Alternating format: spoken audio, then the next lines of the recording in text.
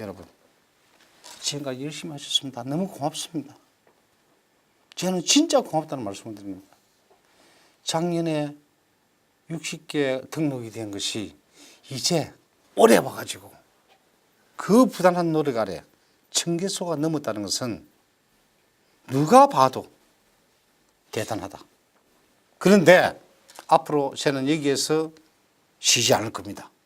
앞으로 더 추진할 겁니다. 단계적 의무도입 아까 제가 말씀드렸습니다. 내년도 11월 말까지 1671개소를 더 추가하겠습니다.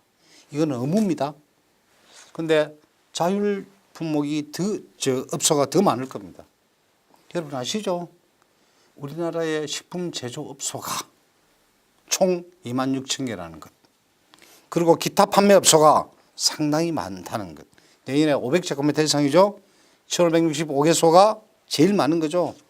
10억 이상이 되는 것은 그렇게 많지를 않아요. 제조의 건식에 52, 수입의 건강기능식품에 48. 그런데 제조 판매업소가 1565입니다. 반드시 등록해야 됩니다. 안 하면 아까 제가 말씀드렸죠. 그 문제가 나오는 겁니다. 자, 내년도에는 더욱더 우리가 할 일을 갖다 가지고 이익이 되는 이 업종을 이 제도를 왜 도입을 안 하려고 하는지 저는 간단한데 말씀을 드리고요. 일단 이 말씀을 반드시 이행을 하도록 하겠습니다. 그 다음에 식품 이력 추적 관리 시스템. 많은 분들이 제보고 이 이야기를 했습니다. 미국에서, 일본에서, 유럽에서, 중국에서 원료가 오는데 그거에 대한 이력은 왜 관리를 안 합니까? 제 관리합니다. 반드시 할 겁니다. 누구하고? 수입하는 분들하고. 원료를 생산하는 축산농가, 그리고 일반 농가, 그리고 양식하는 농가하고 연계 추진할 겁니다. 이제는 농축산식품부와 해양수산부가 식품의약품안전처의 식품안전컨트롤타워라는 식품안전처의 역할에 동참을 하기 시작했어요. 정부 간 협력이 일어나고 있습니다. 누구를 위하여? 우리 국민과 소비자를 위해서 하는 겁니다. 공무원의 역할이 그게 아니겠습니까? 그래서 연계 추진을 하고 있다는 점도 말씀드리고요. 그 밑에 보면 아주 참 재밌는 게 있습니다. 이 로고가 다 틀려요. 이 로고도 통합할 겁니다. 우리 소비자 국민들이 혼돈을 일으키는 내용은 안 된다. 우리 국무조정실에서 이렇게 지금 이것도 하고 있습니다. 식품 이력관리제도의 활성화를 위해서 내년도에 또 지금 현재 전문 교육장도 운영을 하고 인터넷 강의도 하고요. 컨설팅 교육 공부도 이렇게 계속 늘리 나갈 거고요. 잘 모르는 분들한테 가르쳐 주는 겁니다. 가이드라인도 만드는 거고요. 그 다음에 등록업체 인센티브를 추진한다는 것이 중요한 게 아니십니까? 여러분, 아까 5배, 6배 편익 분석이 나왔죠? 그게 굴하지 않습니까? 엄청난 이익을 보고 있는데, 그러나 정부는 또 식품 이력 추진 등록을 하신 분들한테 또 이익을 드릴 겁니다. 지금 협의 중에 있습니다. 이력 추적 관리제도 참여업체에 대해서 군과 학교에 급식 가점을 부여하겠다. 중요한 이야기죠, 여러분. 그 다음에 AJCCP 평가 시에 항목 있는 항목이 있습니다. 회사에 평가할 때 이력 추적 횟수 프로그램이 있어요. 그걸 갖다가 인정을 해주겠다. 이걸 등록을 하게 되면은 그러면 2마리의 토끼를 갖다 잡는다는 겁니다. 정부 입장에서는, 담당 과장 입장에서는 2마리의 토끼를 잡겠다는 겁니다. 반드시 잡겠습니다. 식품 위해 요소 중점 관리 기준 식약처 고시를 갖다가 개정을 하겠다는 겁니다. 여러분 또 이게 하나 있습니다. 식품 이력 추적 관리 제도 시범사업 되게 됩니다. 여러분 솔직히 제가 알고 있습니다. 식품 이력 추적 관리 제도를 하기 위해서 바코드를 갖다가 찍고 그 다음에 유통기한을 갖다 전산으로 하고 하는데 사실 그거 중요한 거 아니잖아요. 타임 바코드가 들어가야 되는 거 아닙니까? 그래야 기타 판매 업소에 넘어가면은 바로 니들이 가지고 읽으면 될 수 있도록 만들어야 되는 거 아니겠습니까? 그거 하는데 비용 많이 들죠. 식품 생산 업계가 알고 있습니다.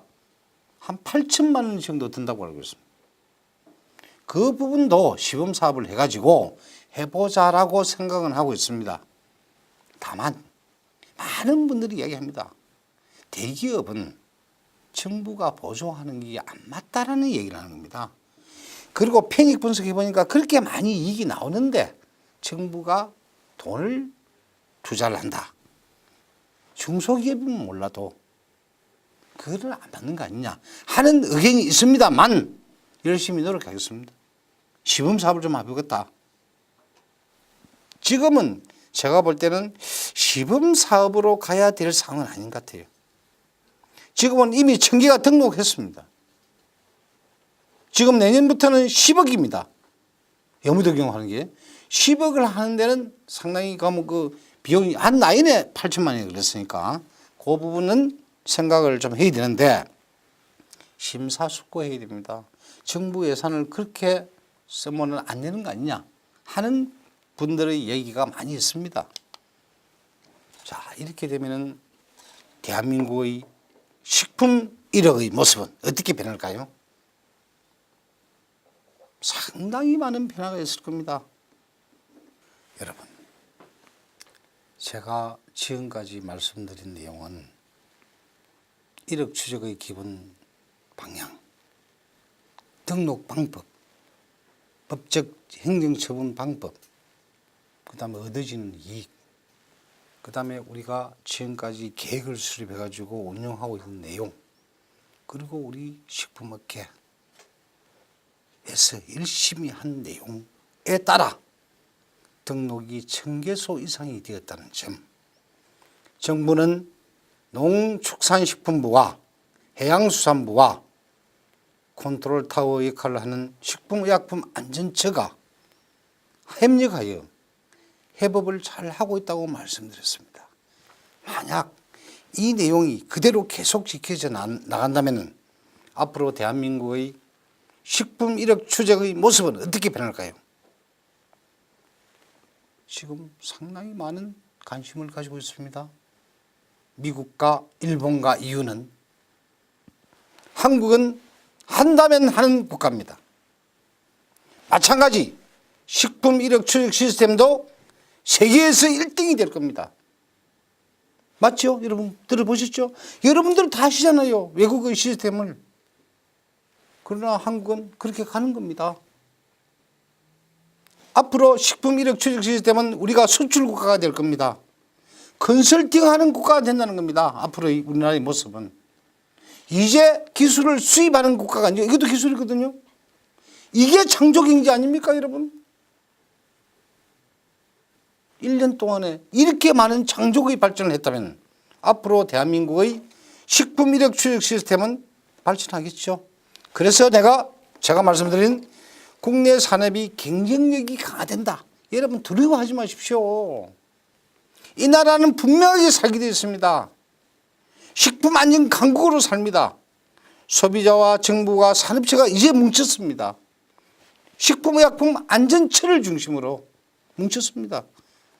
안전사고 예방, 원산지 관리, 그 다음에 해수 시스템의 어떤 역할 다 이제 돌아가고 있다는 겁니다. 그래서 국내 식품 산업의 경쟁력은 엄청난 강화가 일어날 것이다. 저는 자신합니다. 다음에 식품 안전관리 일어나도 아까 제가 말씀드렸죠. 생산부터 가공, 제조, 그 다음에 유통, 그 다음에 판매까지 일어나서 완벽한 제도의 정착이 된다는 겁니다. 이 제도의 정착을 위해서 우리가 같이 달리고 있는 겁니다, 여러분. 얼마나 중요합니까? 그래서 제가 마지막으로 당부를 드리겠습니다. 우리는 할 수 있습니다. 우리는 해왔습니다. 우리는 또 가야 됩니다.